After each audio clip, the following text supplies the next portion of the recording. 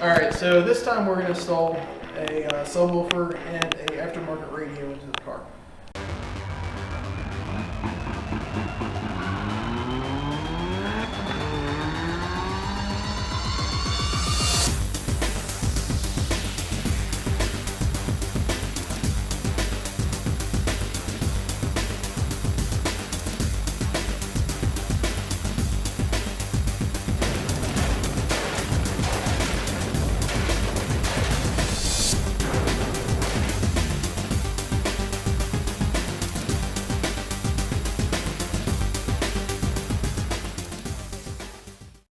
So basically, this is all stuff I've had laying around from previous cars.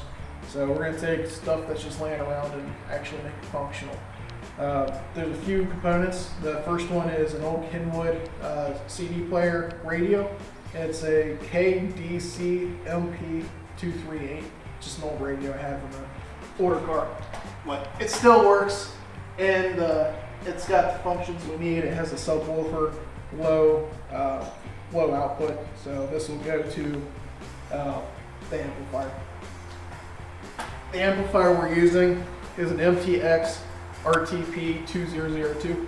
So this is it came with this subwoofer, but it's a pretty decent unit. It's pretty powerful. I'm not sure what the output actually is, but it'll work for this setup. And then we have a ported MTX box with an MTX Audio Thunder 4500. So, some other things we have are some kicker audio cable. So this is all stuff I've had laying around. It's actually a really good kit.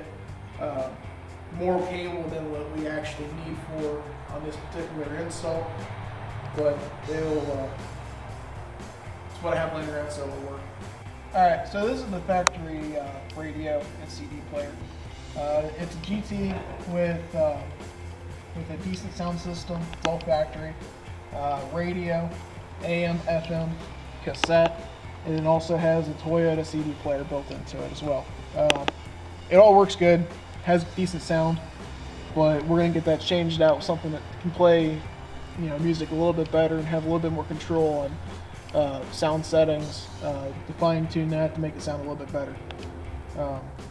All factory speakers, as of this point, that is something that's going to get changed out here in the next couple of videos. But for now, we're going to focus on a new head unit, amplifier for the subwoofer install, and as well as the wiring that goes along with it. So anyways, the first step to get doing this is going to be disconnecting the battery. So I'm going to head up to the front, get the battery disconnected.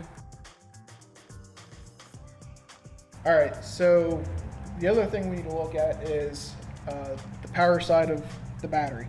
This cable is in poor shape. It's going to cause a fire, break on me, so if this breaks going down the road, my car's not going to go very far. So I can get this replaced. We have to add a positive cable for the amplifier anyways. We're going to remove the factory radio and prepare to install the new aftermarket Kenwood, or the used aftermarket Kenwood. So first thing you got to do is get rid of this knob. This one's screwed. Alright, that's off. Next thing you're going to do is pull this shifter bezel out. There's 4 clips in the front, 4 clips in the back.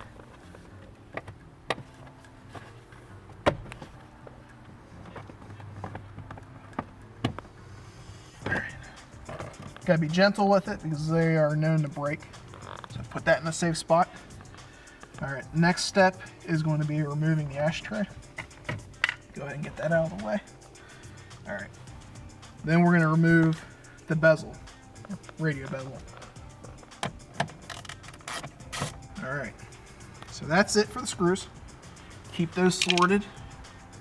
You don't want to lose them. Next step is popping the bezel out. Now for this, it can be tricky. There's 2 clips there, and I believe 2 clips around this area. Now, it can be a pain to do this because usually it'll snap against here, or it'll snap against here.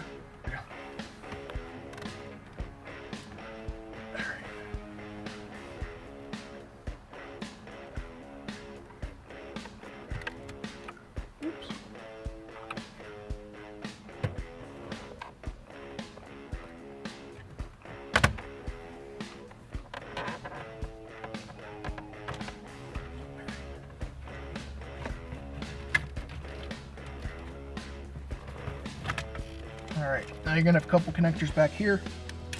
Just go ahead and unclip them. Alright, so now that we have the bezel off, put that in a safe place so that way it doesn't get broken. There's 4 screws, or should be 4 screws, depending if anybody's ever taken this out before, that you got to remove.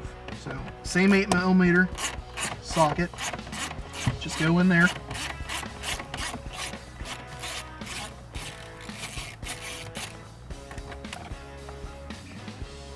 Be sure when you're taking it out that the screws do not fall into the great abyss, because they may never be found again.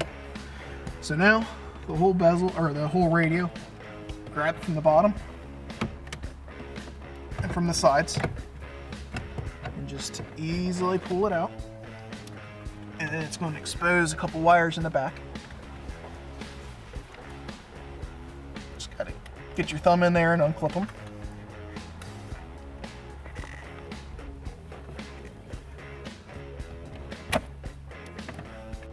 I recommend always buying an adapter harness. Basically, this will plug into the factory existing harness, and then it has individual labeled wires to tell you what's going to go to where.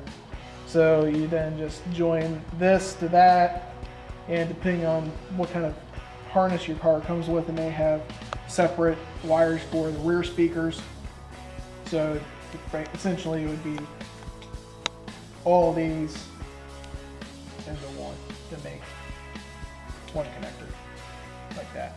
Magical. So what I'm going to do now is just double check everything is what it says on here. So what I'm going to do is take a multimeter, and I've temporarily hooked the battery back up, so there's going to be voltage here. So we're going to use the black wire down here. It should be ground. And then we got the multimeter on and set the range. And then the yellow wire here should be constant 12 volts, and I have 12.41 volts. That's correct. Then the red one should be switched. I have 0 volts. I am going to turn the carb on, and I now have 12 volts. So that's correct. Now, the other function we have to consider is this car is equipped with a power antenna. So either, I'm not sure if I'm going to use the radio itself to turn the power antenna on, because anytime the radio is on, it's going to shoot the antenna up, and I don't want to roll around with the antenna if I don't, if I'm listening to a CD, I don't need the antenna up. So I might use a bypass switch to turn the radio, or turn the power antenna on or off. But just to do a quick check to make sure it works properly, I believe blue is the power antenna. So if I take the red to the blue, my power antenna is now going up. If I remove it, it should go back down. And that works correctly. So I've taken the connectors and I've shortened them up a little bit, taken about 2 inches off of them, a little bit more. Keep it short, keep it a little bit reasonable. Realistically, where this plug is at is where the radio used to come out at, so you don't need a whole lot of harness to make up for it. So, I mean, that's still a decent size harness, but that's about as much as I want to take off of the wires. So what we're going to do is take uninsulated butt connectors. I don't like the connectors that have the plastic coating on them. I much prefer to use the uninsulated ones and then cover it with shrink tubing. I think it's a much better product at the end. It looks better. I feel it's ultimately just a better connection. So that's the way we're going to do it on here. I'm not going to bore you guys with all the crimping and the heat shrinking, so I'm going to turn the camera off here, and when I come back, everything's going to be magically done and ready to install the radio. So, see you in a minute. So I just want to show you guys this before I crimp the rest of them on and did the shrink tubing. These are the connectors, the butt connectors. I crimped it on there, and now I have the shrink tubing on there ready to slide over once the other side of the connector has been crimped. This is for illumination, orange.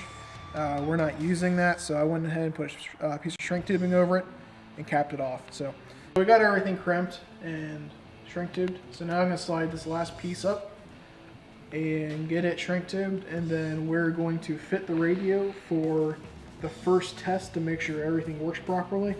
After that, we are going to set up, start setting up for the subwoofer. So after I get this through here, we're going to heat shrink it and see you back in the car for the first test. We got the radio installed. I just got done hooking up all the connectors.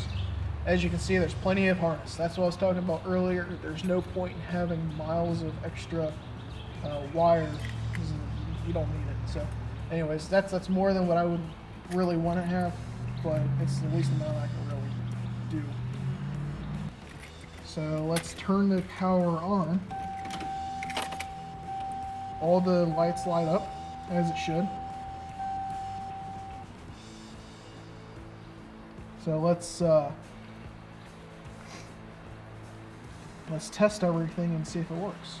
Everything's good, so we are ready to install the radio into the dash. So there's a few things we got to do that. We need to switch over the brackets. I need to figure out how I'm going to switch my power antenna, like I talked about before. So I'm going to come up with a switch for that, and get this thing set up. So I'm going to turn this power off, and I'm going to figure out what I'm doing with this. Then once I got that figured out, we'll come back and we'll install this, and then we're going to start with the fun part with the subwoofer in the back, the whole reason why we're doing this. So let me get this done, and then I'll see you guys in a minute. Alright, so I got the radio installed. It's ready to go, bolted in. So I'm going to throw this stuff on real quick. I'm going to have to take it back off at a later date because I got to figure out what's going to go in this area. When I took the radio out, I need to find a DIN plate, block off plate, or maybe just a little storage pocket. However, I don't have anything right now, so I got to figure out what I'm going to do for that.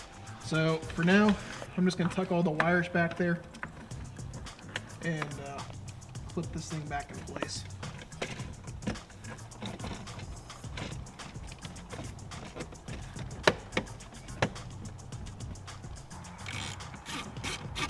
Don't want to go too snug with these, otherwise you'll break the tabs off.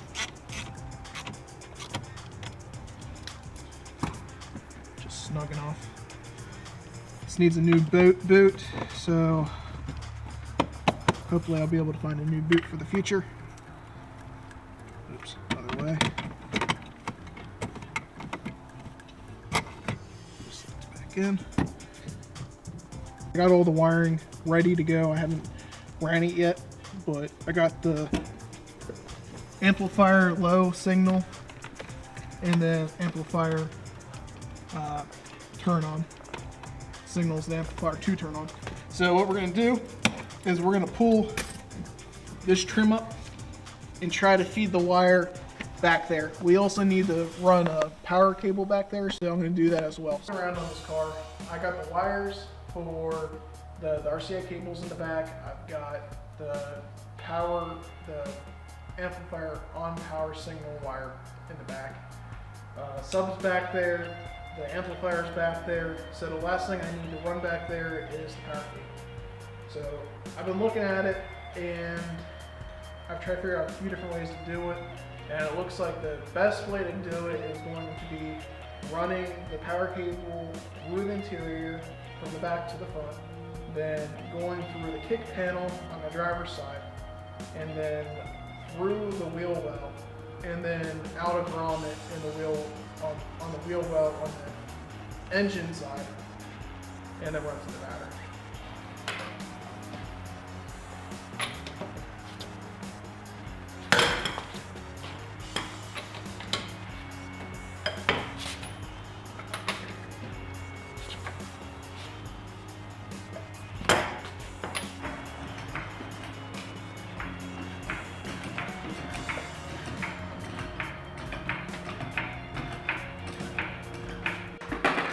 I've got air tools, but I'm too lazy to actually use them right now, so doing everything the hard way.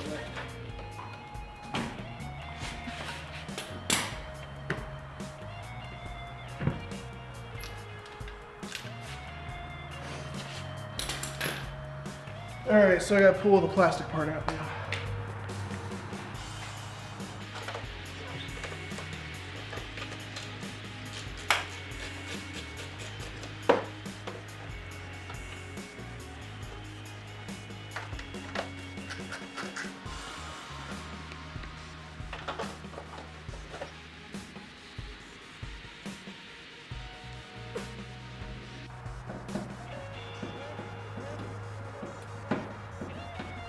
Being nice to me today.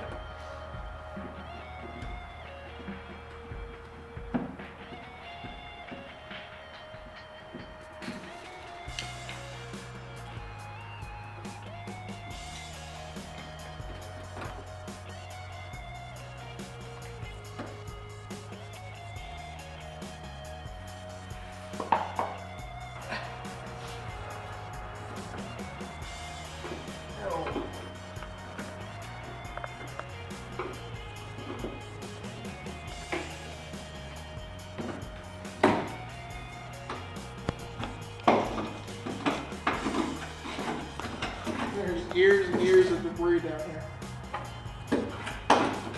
Probably the first time this has been taken off since 1982. A couple screws in there. We'll hold it in place. Keep it rattling around.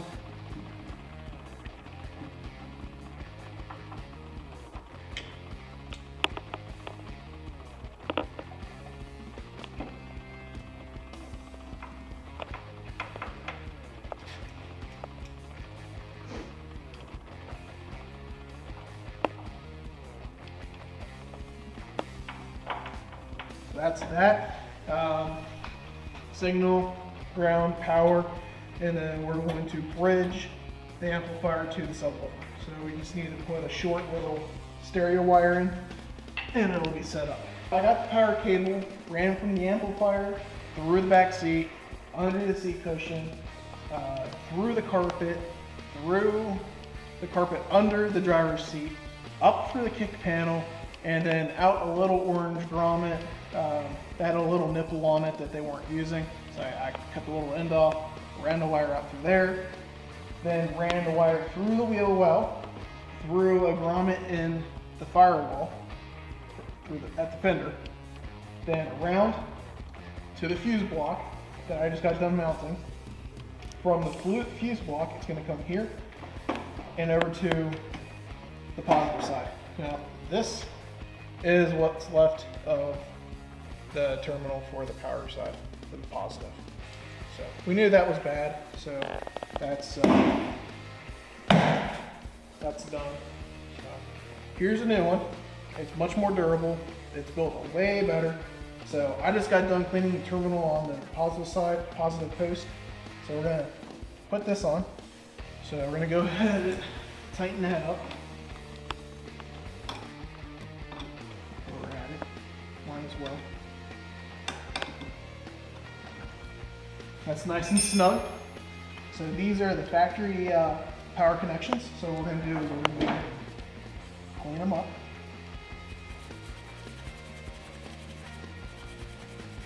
Breathe in all the nice acid and corrosion dust.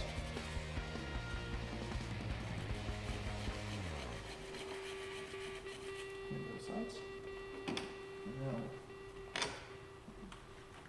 New one's a little smaller, so we have to bend that out. I can clean this one up while we're at it.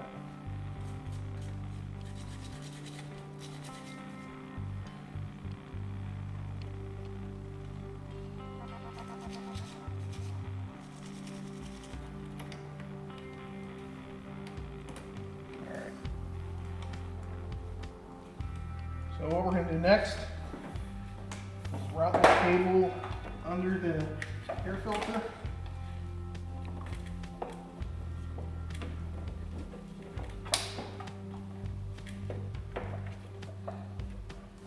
And it's now going to, so we're going to mark where we're going to cut it. And then I've got a hydraulic crimper that we're going to use to crimp that cable. So let me grab my cable cutters.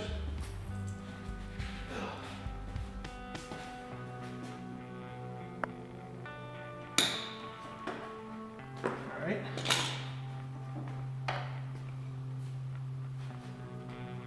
And the next step is to remove insulation. Now, when you're using a razor blade, or anything for that matter, don't slice, because then you can end up cutting the actual wires.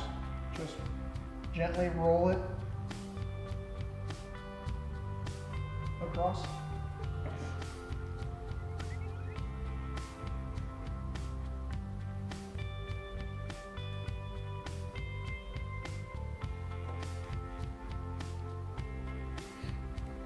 Comes off without damaging the wires. If you get too aggressive with it, it'll cut the wires. And, a few wires aren't going to matter, but you might as well do it as clean as you possibly can. Got this stripped. Going to apply the shrink tubing over there. Then got the cable, the end we're going to crimp on. So take this.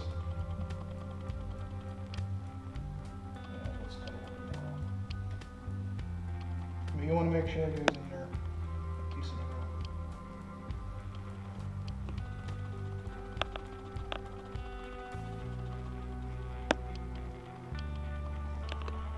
Get something to bite onto when it's crimping. There's nothing more fun than a loose connection. Causes intermittent issues or makes the wire hot when it's under a load. Use the Bezel. Alright, now we're cooking. Alright, so we're gonna make sure it's flush.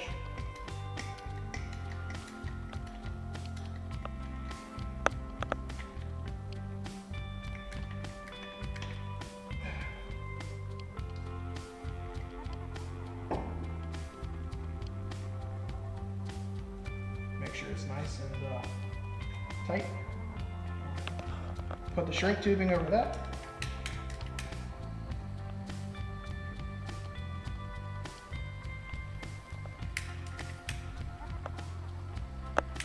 That's that. So we're ready to throw that on to all the connections. Grab the wing nut that comes with it.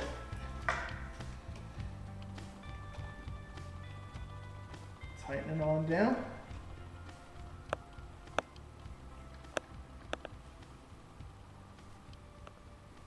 Pretty snug. The boot doesn't really fit anymore though. We've put too many things under it.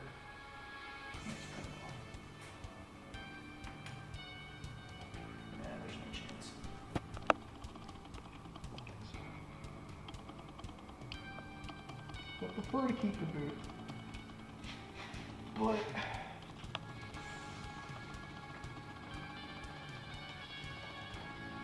hey, what do you know?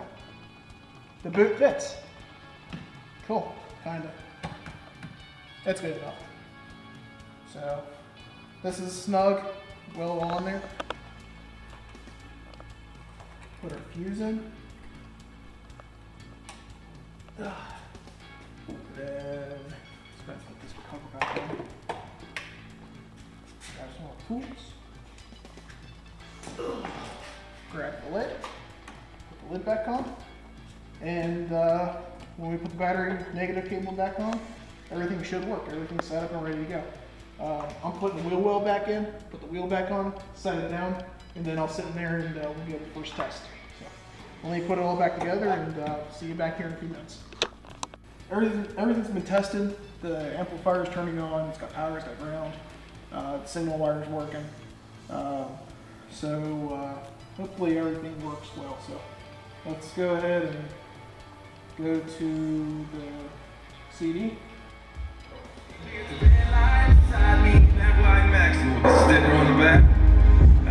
Yeah, a little bit more bass than before. All right, so that's it really. It's not too bad to do. It takes a little while. I have some extra wires in the back. I got to figure out what I'm going to do with. The power cable's too long, so power cable and the amplifier turn on wire, signal wire. They're all too long, so I'll have to cut them at some point and shorten them up a bit. The space here,